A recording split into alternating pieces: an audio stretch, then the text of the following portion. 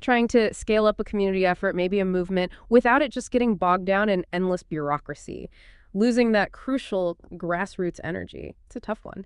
How do you get deep engagement, real growth locally, and keep it, well, alive? Today, we're taking a deep dive into exactly that. We're looking at the organizational structure of the Bahá'í faith, which is frankly fascinating. And we're focusing on one specific part, this appointed body called the Area Teaching Committee, the ATC. Now, our sources for this dive are some really insightful excerpts. They come from an educational piece called Energizing the Grassroots, the role of the Area Teaching Committee and its relationship with the three protagonists. It was put together by the Human and AI Educational Institute. So our mission here, it's really to unpack how this committee works, how it acts like the source calls it a spiritual catalyst, bridging those big institutions with the people doing the work on the ground, mobilizing teaching, nurturing this culture of learning and action. We'll look at its purpose, how it gets appointed, which is interesting in itself, its relationships, its impact, basically how it empowers local action. Okay, let's dig in. All right, so to really get the Area Teaching Committee, you first need to understand this foundational idea in the Bahá'í framework. The cluster. Think of a cluster as a defined geographic and social area. Okay. But it's not based on rigid administrative lines. It's more about shared culture, maybe language, and just, logistical connectivity, how easily people can actually connect. So it's organic. Exactly. Yeah. It's designed to be a natural zone for activity. Yeah. And it's really crucial to get this. A cluster is not an administrative body itself. Right. Not like a county or district. No. It's a practical framework. It's about finding where community and connection can genuinely, flourish. Okay, so it's less about drawing lines for control and more about identifying these natural zones. And within that framework, what actually happens? The sources mentioned core activities. That's right. Within the cluster, there's a focus on systematically fostering things like study circles, junior youth groups, devotional gatherings. These are seen as fundamental building blocks for community life. Building blocks, okay. And the whole purpose behind defining these clusters, it's to really facilitate local ownership, deep local ownership and learning, creating these manageable settings where, the expansion, consolidation of the faith can actually happen effectively. They're a pretty smart way to decentralize effort, but keep coherence. Decentralized, but stay connected. Yeah. And the Universal House of Justice, that's the international governing body of the Bahá'í faith, they really underscore this. They state that the cluster system lies at the heart of the global learning process. Wow, heart of the global learning process. That's significant. It really is. It's foundational to their whole approach to growth and community building. When you think about organizing anything in your own life, maybe something in your neighborhood, that challenge of scaling up without killing the spirit, it's always there. This cluster idea, defining these smaller, culturally relevant areas, it feels like a masterclass in empowering local ownership, making sure growth actually takes root rather than just being, pushed from the top down. So, okay, we got the cluster, these manageable zones, but how do you actually, activate them? How do you get energy and direction in there without just adding more red tape? And this is where you said the Area Teaching Committee, the ATC, comes in. It sounds like it has a pretty unique role. It really does. It's an appointed team, right? Not elected. Tasked specifically with guiding the teaching work in that cluster. That seems like a key difference. That's a huge distinction. Yeah. And what's really, I think, brilliant about the APC is its core function. It's explicitly not there to govern or dictate. Okay. Its job is to energize and, importantly, accompany individuals and institutions, helping them in their efforts to build these vibrant communities. It's about empowerment, not command. Accompany. That's an interesting word choice. It is. Yeah. And their specific responsibilities flow from that. They coordinate teaching campaigns, growth plans for the cluster. They help organize these regular cycles, expansion, consolidation, reflection, planning. It's a rhythm. A rhythm of activity. Yeah. And they encourage and support the people actually doing the work. The tutors for study circles, the animators for junior youth groups, the children's class teachers. They also track trends, share what's being learned across the cluster, help adjust approaches based on that learning. So they're learning too. Absolutely. And critically, they foster collaboration between different institutions operating within that same cluster space. That difference between governing and empowering really stands out. You called it a servant organizer. Can you maybe paint a picture of what that looks like practically? How does that humble, supportive role actually stimulate initiative? Yeah, absolutely. Think of it like this. You have the local spiritual assembly, right? That's the elected governing body at the local level. They're like the community's elected board, providing stability, guidance, handling administration. Keeping the lights on, so to speak. Exactly. The area teaching committee, though, is more like a specialized agile team, maybe like consultants, but deeply embedded. They're brought in specifically to catalyze growth and learning related to teaching. And they're chosen, appointed, not based on popularity, but on specific capacities. What kind of capacity? Proven ability to accompany others effectively, knowledge of the teaching process itself, and crucially, the ability to work consultatively, joyfully, with all sorts of different people. Joyfully. Interesting. Yes, that's emphasized. This appointment process really highlights that they aren't a legislative body. They don't make rules or discipline anyone. Their influence comes from, well, influence, from collaboration and trust, not formal authority. And if we zoom out a bit, connect this to the bigger picture, the ATC isn't working in a vacuum. It functions within what the sources call a deeply collaborative system of Bahá'í administration. It's this intricate web, interconnected, not really a rigid hierarchy. Okay, a web. And those connections, those relationships must be vital. Like, how does it work with the local spiritual assemblies, the LSAs, the elected bodies? That's a key relationship. They work very closely. The ATC aligns its teaching plans with the LSA's overall vision for the community. They coordinate outreach efforts together. They make sure those core activities, study circles, devotionals, get the administrative and spiritual support they need from the LSA. So the LSA provides the stability and leadership. Right. Spiritual leadership, administrative stability. And the ATC brings that focused energy, that strategic input, specifically on growth and teaching. We have partnership. Very much so. They jointly plan those cycles of growth we mentioned. They encourage community members to participate, support things like home visits, and they consult together on challenges that come up. It's a constant conversation. And beyond the LSA, what other connections are important? Well, there's the Training Institute. The ATC shares responsibility with the Institute for building up human resources, making sure there are enough trained tutors and animators. Makes sense. Capacity building. Exactly. Yeah. They also get guidance and strategic direction from higher bodies, like the Regional Baha'i Council or sometimes the National Spiritual Assembly. Those bodies are often involved in appointing the ATC members, too. Okay. And then there are the auxiliary board members and their assistants. These are individuals appointed to encourage and advise at the grassroots level.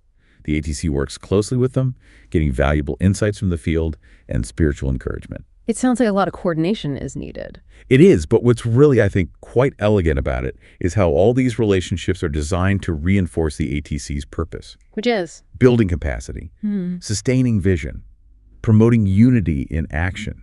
And it's all grounded in frequent consultation, mutual respect, and this shared spiritual purpose. It's not top-down command. It's this dynamic web of support and collaboration. And you mentioned reflection earlier. There's a specific meeting for that, right? The Cluster Reflection Meeting, CRM. Yes, the CRM.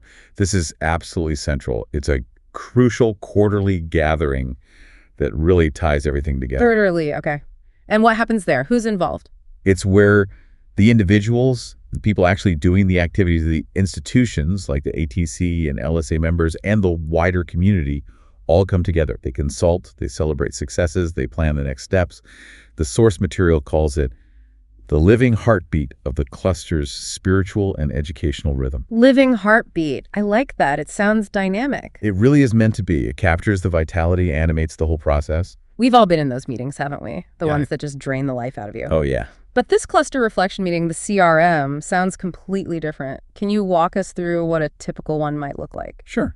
It usually kicks off with opening devotions, kind of sets the spiritual tone, centers everyone. Take a start. Then there's often a review of recent progress, but not just dry stats. It involves storytelling from the field, people sharing real experiences, the impact they're seeing, uplifting stuff. Stories connect people. They really do. Then they might have breakout consultations. So tutors might get together, animators, assembly members, people in similar roles can share specific learnings and challenges. Focused discussion. Exactly. Then everyone comes back together for shared learning, identifying maybe new goals for the next cycle. They might form teaching teams right there, map out the next steps together. Practical planning. Very practical. Yeah. And it often wraps up with closing prayers and just time for community fellowship. Food, conversation, building bonds. It sounds like a blend of productive work and, well, actual community celebration. That's precisely the intention. The spirit of the CRM is critical. It's meant to be uplifting, inclusive, energizing. The sources stress this. Emphasize joy and celebration, not administrative formality. Not just ticking boxes. Definitely not. It's about connecting horizontally, connecting spiritually, sharing that purpose together. The Universal House of Justice even says these gatherings must reflect this spirit of a festival of unity and learning. A festival. That's a powerful image. Isn't it? It aims to bring hearts together joyfully, ensuring the process itself feels spiritually meaningful, not just the outcomes. You know, if you're trying to keep any community project going, that difference between a dry meeting and a joyful, productive celebration, it's huge. You can see how the latter would be so much more effective for sustaining energy, driving real action. It changes the whole feel. Okay, so this whole system, the cluster, the ATC, the CRM, it's quite sophisticated. How does it all translate into, actual growth, real engagement? Well, it does that by intentionally strengthening what the Bahá'í writings call the three protagonists of the plan. The three protagonists. Yes. These are seen as the fundamental actors in the community's development. They are the individual, the institutions, and the community itself. Individual, institutions, community. Okay. How does the ATC CRM model impact each one? Well, for the individual, they feel supported, accompanied. They gain confidence, clarity on how they can serve. They feel empowered to actually contribute something meaningful. Less isolated, maybe. Definitely less isolated. For the institutions, especially the LSA and the ATC working together, they learn through consultation. They align their strategies better. They get much better at responding to what's actually happening on the ground. They become more agile, responsive. Learning institution. Exactly. And then the community as a whole, it becomes more unified, more participatory, more action-oriented. It creates this culture, this atmosphere of learning and belonging. Everyone feels part of it. So it's this interdependence, this dynamic interaction between the three. And it sounds like it's not accidental. It's nurtured. Very much so. It's sustained through constant encouragement, that spiritual consultation we talked about, and structured learning like in the reflection meetings. Now, this raises a really interesting point for any organization, I think. How do you get unity of vision between different parts? Like the LSA, which is elected and governs, and the ATC, which is appointed and catalyzes. They have different jobs. That's a great question, and the sources actually address it directly. They identify several key things that foster this unity. Okay. First, a shared spiritual purpose. Everything's grounded in the Bahá'í writings and the plans from Baha'u'llah and the Universal House of Justice. That's the ultimate anchor. A common foundation. Second, clarity of function. Each institution needs to understand its unique role, but also value what the others bring. No turf wars. Respect for different roles. Third, that regular consultation again. It's vital. It aligns everyone, brings out insights, stops misunderstandings before they become problems. That's in communication. Fourth, mutual empowerment, allowing each part, each actor, to act freely within their sphere, but in coordination. It fosters real initiative, not just waiting for orders. Trust and autonomy. Yes. And finally, a learning posture. Being rooted in humility, being responsive to experience, being willing to adapt and change based on what's actually working or not working. Always learning. Always learning. Yeah. So this unity, it's not like a static thing you achieve once. It's dynamic. It evolves continuously through these cycles of action, reflection, consultation. It's alive. That point about joy keeps coming up too. The sources really hammer home that these reflection meetings shouldn't be dry, administrative slogs. They need to be joyful, hopeful, celebratory. Yes, absolutely. It's not just a nice add-on. It's seen as fundamental. Why so fundamental? Because fostering that joyful spirit actively spiritualizes the whole cycle of growth, that rhythm of expansion, consolidation, reflection, planning. It infuses everything with a sense of higher purpose, with vibrancy. It transforms what could be just tasks into acts of devotion, acts of community building. So it changes the quality of the work itself. Completely. Yeah. And that joy, it has tangible results. It makes the community naturally more welcoming, drawing people in. It unleashes creativity. People feel safer, more inspired to try new things when the atmosphere is positive. And collectively, the community just gains momentum, strength. Yeah. It becomes more resilient, more attractive. So pulling it all together, what we've looked at today with the Area Teaching Committee, this unique appointed role focused on accompaniment and coordination, it really seems to embody this shift towards a community that's based on learning, based on empowerment. I think that's right. It really reinforces that idea that collective action, when it's genuinely rooted in consultation and mutual empowerment and, yes, in joy, that's what builds resilient, vibrant communities. Communities that can actually sustain growth over time. It truly does. It reminds me of that profound insight from Abdul-Baha, who said, "The supreme need of humanity is cooperation and reciprocity." This whole structure seems designed to foster exactly that. Cooperation and reciprocity. A powerful thought. So maybe a final thought for you, the listener, to take away. How might these principles we've discussed, this idea of a learning posture, mutual empowerment, spiritualizing your collective efforts, how might they apply beyond the specific context? Could they be useful in your own initiatives for community growth, maybe problem solving, or even just building stronger relationships in your own life? Something to consider until our next deep dive.